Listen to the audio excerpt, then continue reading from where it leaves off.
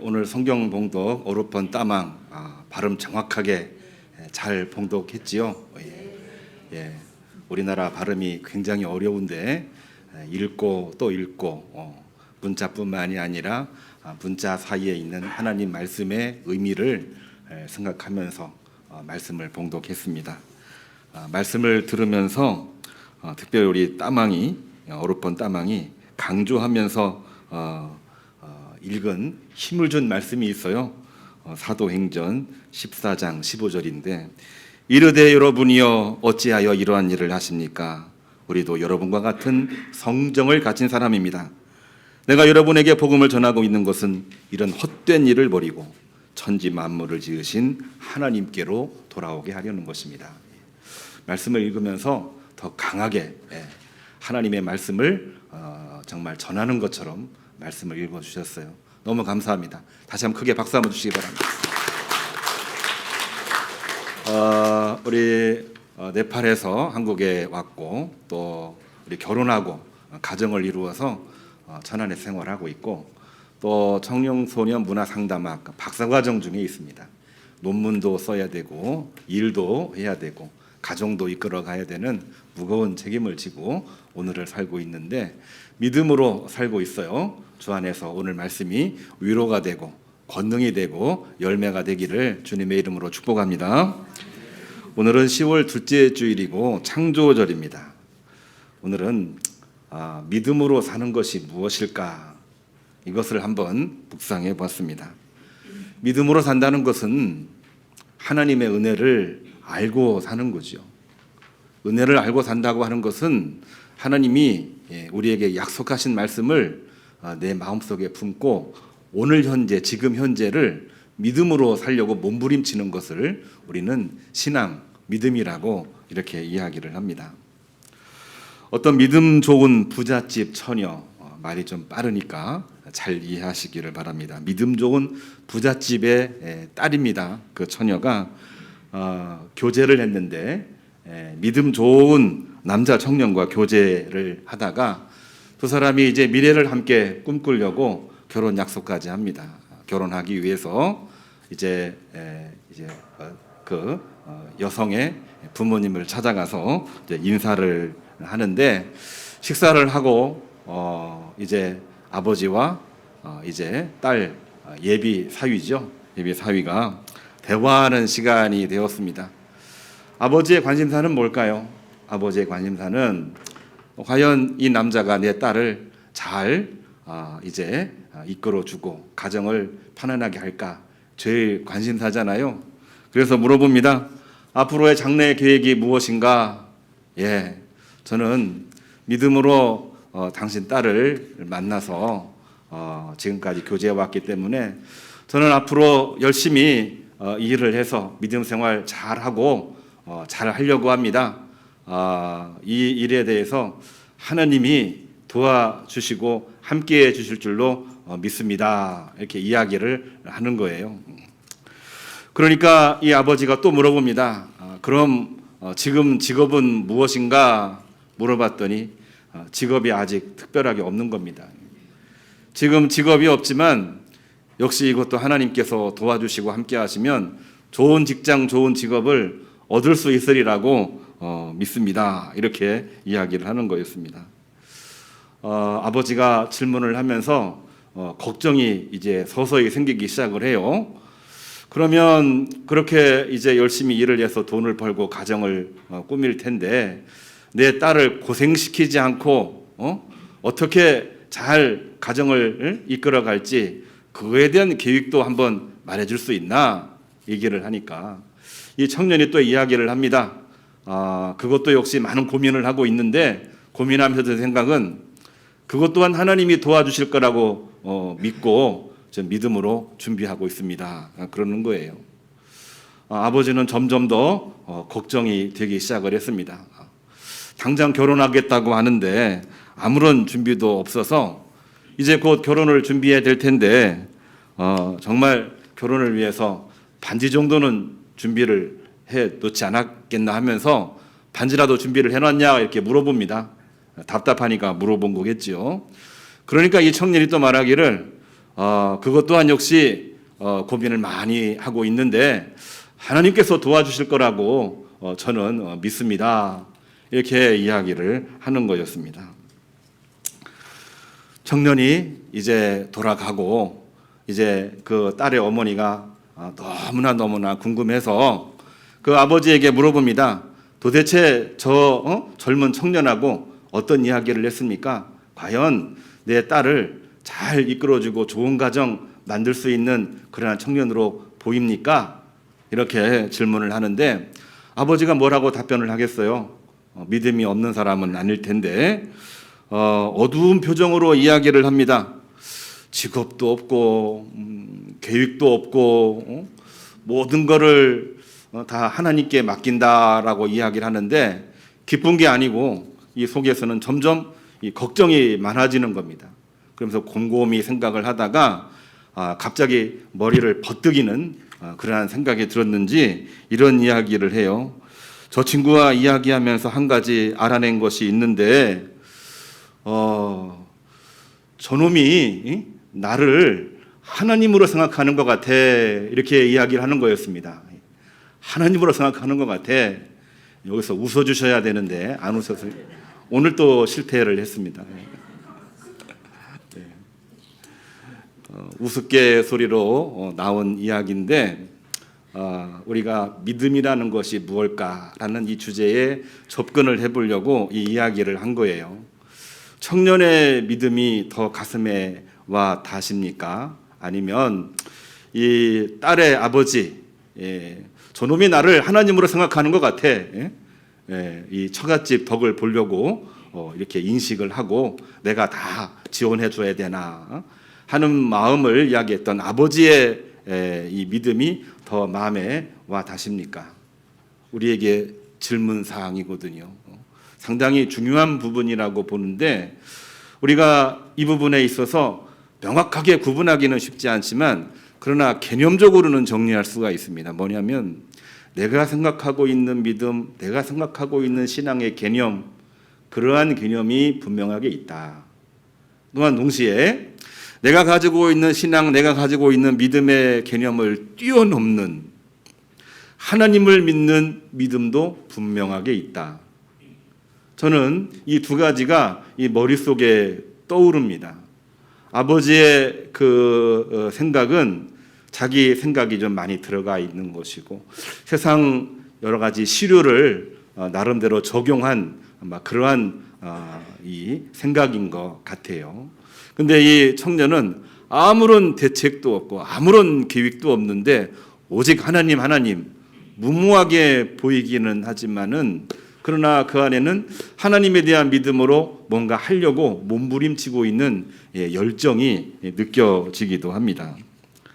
우리 마음속에는요 두 가지가 늘 공존하고 있는 것 같아요. 자기 신앙, 자기 믿음, 그 안에 갇혀서 생활하는 그러한 크리스찬도 있고요.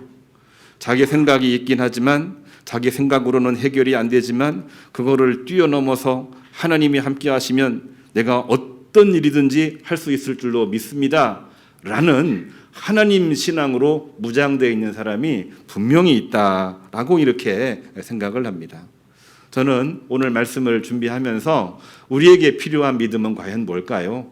우리에게 필요한 믿음은 물론 두 가지가 다 이렇게 느낌으로 오겠습니다만 성경에서 하나님이 우리에게 원하시는 것은 하나님에 대한 믿음을 가지고 하나님의 약속을 믿고 내가 지금 서 있는 이 자리에서 믿음으로 몸부림치고 믿음으로 찾아내고 믿음으로 손을 잡고 믿음으로 한 걸음 한 걸음 걸으며 나가는 것을 하나님께서는 원하고 계시지 않을까 저는 이렇게 고백을 하고 싶습니다. 오늘 이와 같은 내용을 가장 잘 보여주고 있는 이야기가 우리 성경에 어떤 인물이 있을까 고민하면서 오늘 본문으로 나온 모세 이야기를 한번 나누려고 합니다. 어린이부 청소년부 예배에서 모세 이야기를 우리가 영상으로 한번 봤는데요. 다 아는 얘기지만 한번 보겠습니다. 어린이들도 있으니까 우리 영상 한번 틀어주세요. 요단강이 보이는 모압 평지에 이스라엘 백성이 모여 있어요. 이스라엘 백성이 드디어 긴 광야 생활을 끝내고 하나님이 약속하신 새로운 땅에 들어갈 수 있게 된 거예요. 어디선가 아름다운 소리가 들려오네요. 이스라엘 백성이 함께 부르는 노랫소리예요. 다 같이 따라 불러봅시다. 기억해요. 우리를 백성으로 택하신 하나님.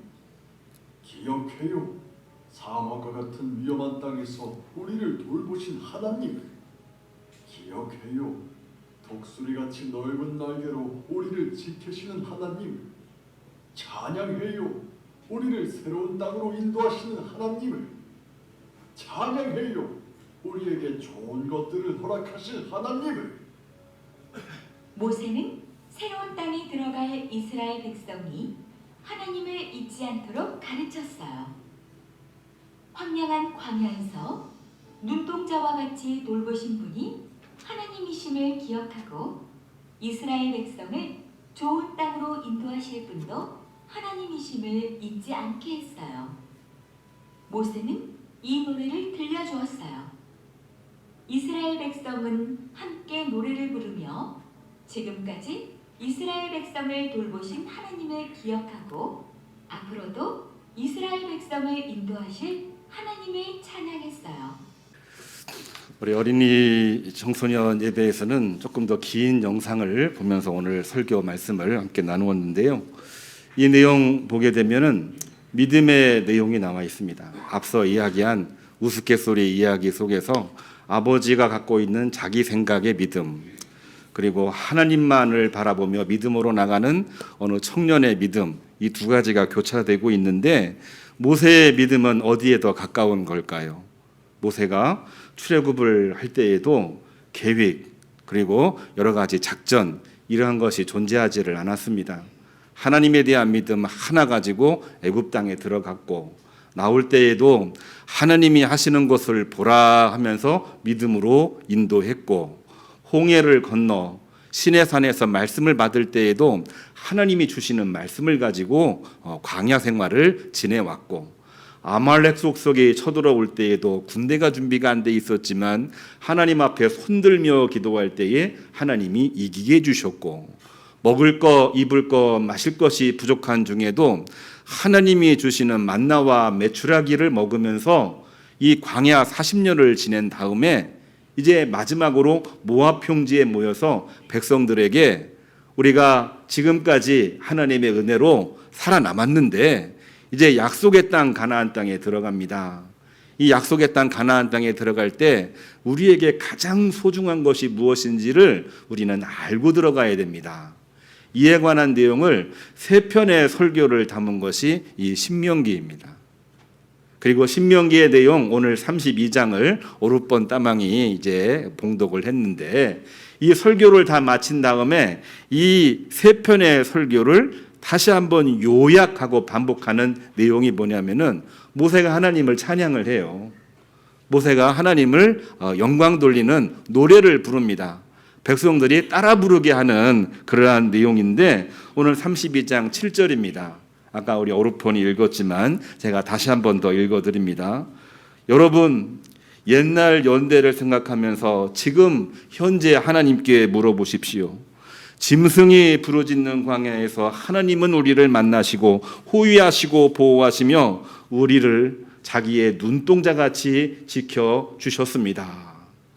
계획도 여러 가지 준비도 안 돼 있었지만 하나님에 대한 믿음을 가지고 우리가 광야 40년을 지내왔고 이겨냈고 오늘 여기에 서 있었는데 눈동자같이 지키신 하나님의 은혜가 있었습니다.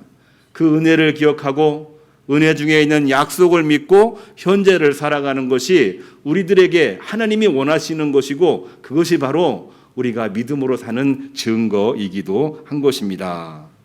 이 내용이거든요. 그렇게 보면은 우리가 오늘 이야기하는 자기 고유의 이 신앙 믿음, 자기 사고가 아니고 자기 생각을 뛰어넘는 하나님의 은혜, 하나님의 약속, 하나님의 긍휼하심을 알고 오늘 믿음으로 몸부림치며 사는 것이 진정한 믿음이라고 하는 것을 이 모세는 가르쳐 주고 있는 것이거든요. 모세가 완전한 사람은 아니지 않습니까? 모세도 백성들이 불평불만을 너무 많이 하니까 하나님 차라리 나를 죽여주십시오. 하나님의 얼굴을 뵙고 내가 죽었으면 좋겠습니다. 그런 이야기를 한 사람도 바로 모세이고, 백성들이 자꾸 불평을 하니까 정말 바위를 한 번 치면 되는데 두세 번 세게 침으로 말미암아 하나님이 진노하셨어요. 하나님의 영광을 드러내지 아니하고 혈기를 부린 거에 대해서 진노하시면서 너는 약속으로 여기까지 오긴 했지만 가나안 땅에는 들어가지 못하리라 꾸중과 책망을 받기도 했던 이 모세이기도 한데, 그러한 과정을 통해서 모세는 뭐가 됩니까? 하나님에 대한 진정한 믿음, 하나님의 신앙으로 고백하는 모세가 되었고, 그 믿음과 신앙을 이제 광야 생활 맨 마지막 지점입니다. 모압 평지에서, 바로 요단강을 건너기 바로 직전 이 모압 평지에서 백성들에게 말하고 있는 그러한 내용이거든요. 여러분, 하나님의 은혜를 잊지 말고 그 은혜를 지금 현재 나누면서 나가야 여러분들 그 안에서 길이 열리고 약속의 땅에 들어갈 수가 있습니다. 모세의 유언이고 모세의 이 찬양이기도 했던 것입니다. 오늘 이와 같은 내용을 몸소 보여주는 이야기가 두 번째로 우리 어루폰이 읽은 사도행전 14장 15절에도 똑같이 나와 있는 것을 발견하게 됩니다. 바울이 1차 선교 여행지가 소아시아, 오늘날 이제 튀르키예지요. 튀르키예. 그곳에서 복음을 전했는데, 그곳에서 복음을 전하다가 하나님의 말씀과 권능으로 한 병자 또 안진뱅이를 고치는 사건이 벌어지게 됩니다. 거기에 있던 무리들이 너무나도 놀래서 이렇게 이야기를 하는 거예요. 바나바를 제우스라고 표현을 합니다. 바울을 헤르메스라고 이야기를 해요. 바울은 주로 말을 하는 사람이기 때문에 제우스의 말을 아마 헤르메스가 이렇게 전해주는 그러한 이 신화가 있어서 그들은 이 제우스와 헤르메스로 이 바나바와 바울을 인식하면서 신들이 사람의 형상으로 왔다 이렇게 칭송하기 시작을 합니다. 복음을 전하려고 1차 선교 여행지 이 튀르키예 소아시아로 들어갔는데 복음은 받아들이지 아니하고 그들을 신격화시키면서 추앙하는 사건이 벌어지게 되는 거지요. 자, 그럴 때 우리는 어떤 마음이 듭니까? 야, 저들이 나를 반겨주고 있고 나를 이렇게 높이 올려주고 있네 하면서 우리는 믿음 잃기가 싫고 하나님을 잃어버리기가 참 쉽거든요. 그럴 때가 참 많이 있습니다. 믿음 생활하다가 대박나고 형통하게 되면은 하나님을 너무나도 쉽게 잃어버리는 경우들이 참 많은데, 바울과 바나바도 그러한 상황에 처해 있는 그러한 것이었습니다. 그때 바울이 이야기한 겁니다. 오늘 오르번 따망이 강하게 표현했던 그러한 표현이지요. 여러분, 어찌하여 이러십니까? 우리도 여러분과 같은 성정을 가진 사람들입니다. 내가 이 말을 하는 이유는 이러한 헛된 일을 버리고 천지 만물 지으시고 지금도 여러분과 함께 하시는 하나님에게로 돌아오게 하려는 것입니다. 복음을 전하는 기회로 바꾸어 나가는 모습이 바울과 바나바를 통해서 이루어지고 있는 내용이거든요. 이와 비슷한 경험을 누가 했느냐면요, 우리 출애굽을 하고 광야 생활을 할 때 모세가 경험을 했어요. 모든 사람들이 다 모세만을 바라보고 있습니다. 이게 모세가 하나님을 믿는 믿음으로 나오긴 했지만은 본인이 두 번에 걸쳐서 화를 내는 거예요. 왜 화를 내느냐? 하나님께서 해주시는데 왜 나한테만 불평불만 하느냐는 얘기예요. 그래서 모세가 했던 것이 하나님 차라리 나를 죽여주십시오. 하나님, 내가 도저히 못 찾겠습니다. 빨리 물을 내서 저들로 하여금 이 갈증을 해결하게 해주십시오. 바위를 두 번 치는 혈기를 부리는 사건이 벌어지게 되는 거지요. 아무리 우리가 믿음이 좋아도 하나님에 대한 믿음으로 무장되어 있지 않으면은 우리는 순간적으로 하나님을 원망하고 우리는 순간적으로 혈기를 부리면서 하나님과 멀어지는 길을 걸어가게 되는데, 이 모든 것들을 다 경험한 모세가 출애굽 이세대들에게 유언했고 말했던 내용이 뭐냐면은, 여러분들 역대 이 연대를 기억하시기를 바랍니다. 현재 하나님에게 물어보시기를 바랍니다. 하나님은 여러분들을 눈동자같이 지켰습니다. 하나님의 은혜를 잊지 아니하고 하나님께서 함께 하신 줄로 믿고 그 믿음을 가지고 현재 이 자리에서 믿음으로 살아가십시오. 이게 바로 믿음이 과연 무엇인지, 믿음으로 사는 것이 무엇인지를 가장 정확하게 표현한 바로 인물이 바로 모세라고 하는 인물이라고 하는 것입니다. 바울과 바나바는 그랬습니다. 은혜 받고 칭송을 받는 그때에 유혹에 넘어가지 않았지요. 미혹에도 넘어가지 않았습니다. 좋은 게 좋은 거라고 생각하지 않았습니다. 미혹되지 않고 바로 그때 그 자리에서 복음을 증거하는 기회로 바꾸어서 하나님의 신앙으로 만들어갔기 때문에 사실 소아시아에 여러 교회들이 생겨서 선교의 열매를 맺게 된 놀라운 사건을 이 사도행전은 기록을 하고 있는 것입니다. 바로 그때라고 하는 것에 우리는 주목했으면 좋겠습니다. 성경을 보면은요, 바로 그때라고 하는 단어가 446회가 기록된 것을 여러분들 놀라지 마십시오. 정말 많이 기록이 되어져 있습니다. 바로 그때 하나님께서 역사하셨다. 바로 그때 누가 왔다. 바로 그때 이러한 일이 있었다. 이러한 표현들이 있는데 헬라어 표현으로 이야기를 하면은 바로 그때를 토테라고 하는 단어를 쓰고 있습니다. 영어로 번역을 하면은 at that time이죠. at that time. 바로 그때에, 바로 그때에. 그런데 그러한 이 언어학적인 의미도 있습니다만은 이거를 조금 더 신학적으로 우리가 보게 되면은 이 시간을 at that time이라고 하는 그러한 개념이 아니라 카이로스라는 개념으로 해석을 하기 시작을 합니다. 바로 그때는 과거, 현재, 미래를 이야기하는 크로니클한 그러한 개념이 아니고 하나님이 우리에게 은혜를 내리시고 하나님이 우리에게 역사하시고 하나님께서 당신의 역사를 펼쳐가시는 아주 특별한 기회의 시간, 카이로스의 시간이라고 해석을 하고 있는 것입니다. 바로 그때가 우리들에게 너무나 중요한 것이죠.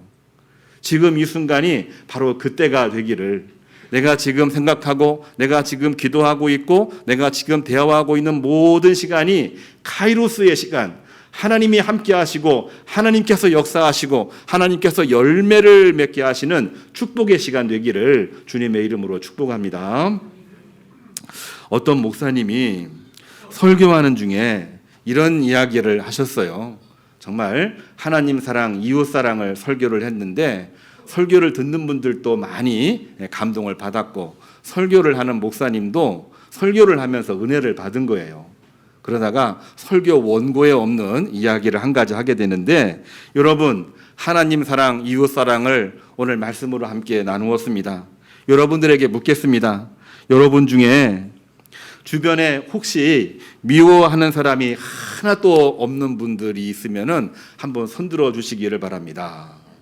하나님 사랑을 얘기했으니까 모두 다 아멘을 했으니까 여러분 주변에 혹시 옆에 미워하는 사람이 한 명도 없는 분 있으면은 손들어 주시기를 바랍니다. 그런 질문을 했어요. 은혜를 받았고 아멘을 했으니까 손을 많이 들 줄 알았습니다. 그런데 아무도 손을 안 드는 거예요. 그러니까 목사님이 한 번 더 이야기를 합니다. 여러분 괜찮습니다. 있는 그대로 얘기하십시오. 오늘 하나님 사랑, 이웃 사랑 이 말씀으로 많은 은혜를 받았는데 여러분 주변에 미워하는 사람이 하나도 없다고 생각하시는 분 손 한번 들어주시기를 바랍니다. 괜찮습니다. 손 들으세요. 자꾸 이제 이렇게 강조하고 이야기를 했는데 교인들이 손을 들었을까요? 안 들었을까요? 못 들었어요. 은혜를 받기는 받았지만 속에서는 아직도 여러 가지 풀리지 않는 일들이 많은 거예요. 그러다 보니까 들까 하다가도 아직 내가 못했어. 이런 마음들을 이제 가지고 있는데 그러한 상황이 계속 지속되다 보니까 이제 사람들이 다들 이제 조용해지고 침묵의 시간이 흘렀습니다. 바로 그때 그 목사님의 이야기를 들은 저 맨 뒤에 앉아 있는 한 할아버지, 그러니까 어르신 성도지요. 어르신 성도께서 손을 들었습니다. 용기를 내서 손을 들었어요. 목사님이 너무나도 감격스러워서 기쁜 마음으로 멘트를 합니다. 뭐라고 얘기하냐면은 할아버님, 어르신, 어떻게 그 놀라운 일들을 행하실 수 있는지 한번 말씀으로 한번 이야기해 주시면 안 되겠습니까? 설교 시간에 이야기를 하는 거예요. 어떻게 하나님 사랑, 이웃 사랑, 그 말씀으로 옆에 있는 사람이 미워하는 사람으로 보이지 아니하고 그런 사람이 한 명도 없는지 얘기 한번 해주시기를 바랍니다.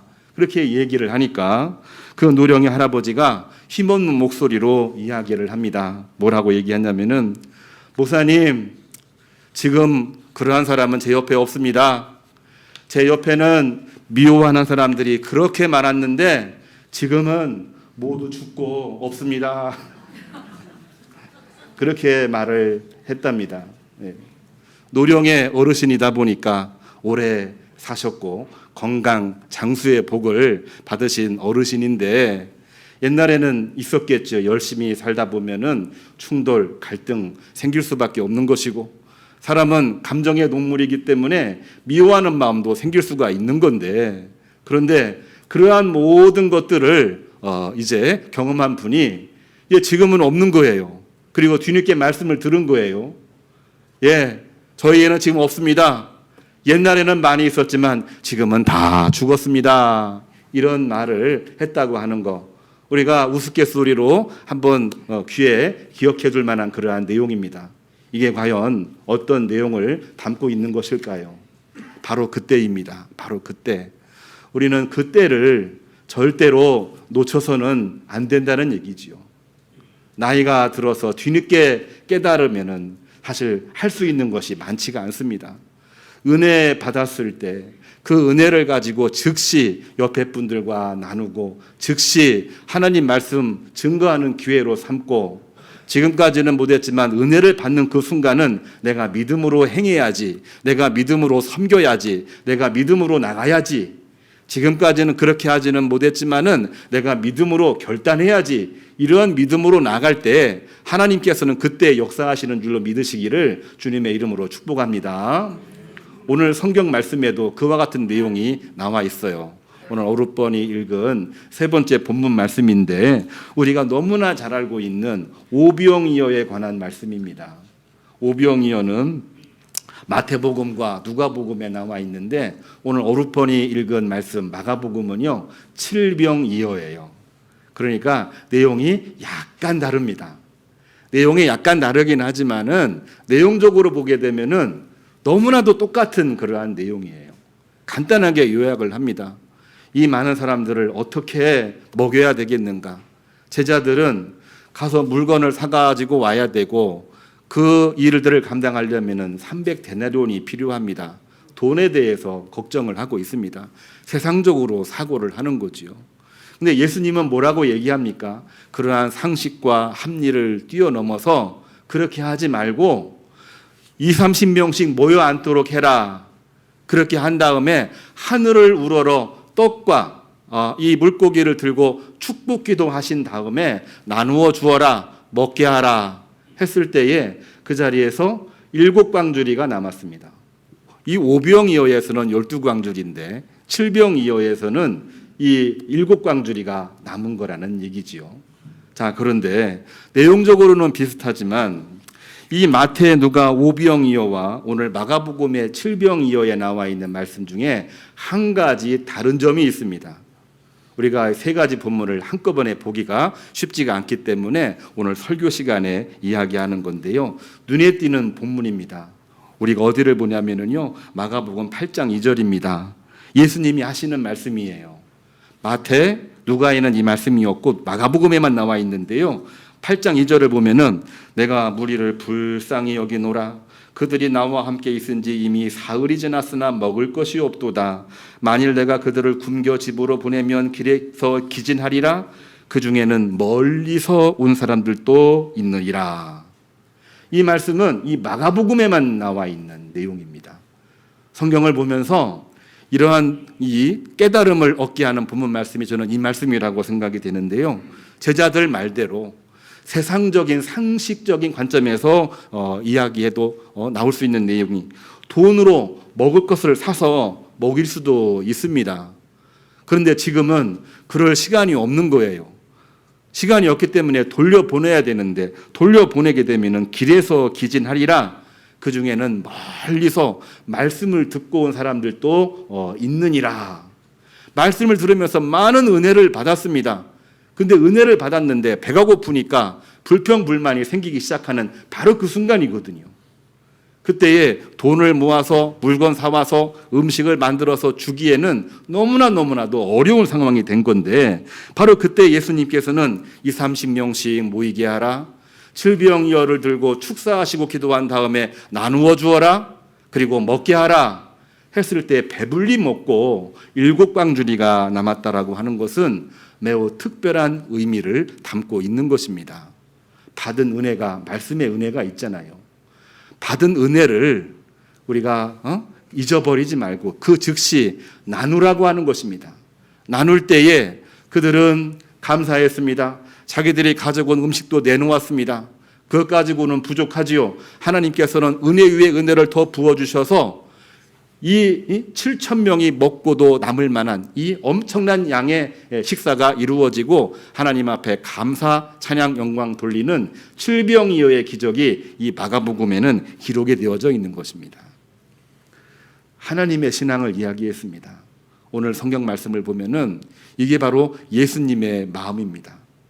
받은 은혜를 절대로 잊지 말고 그 은혜를 가지고 그 즉시 나누고 믿음으로 나갈 때 그때 역사가 이루어집니다. 그때 기적이 이루어집니다.